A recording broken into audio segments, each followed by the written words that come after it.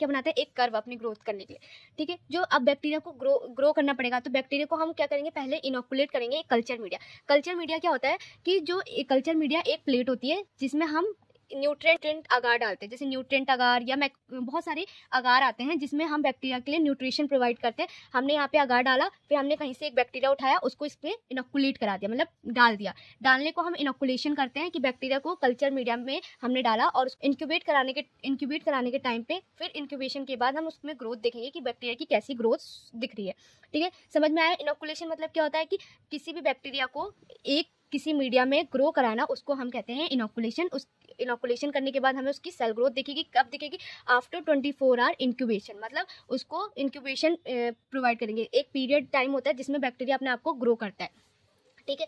मैंने बताया जैसे जो बैक्टीरिया है उसको हम एक स्टेबल लिक्विड मीडिया में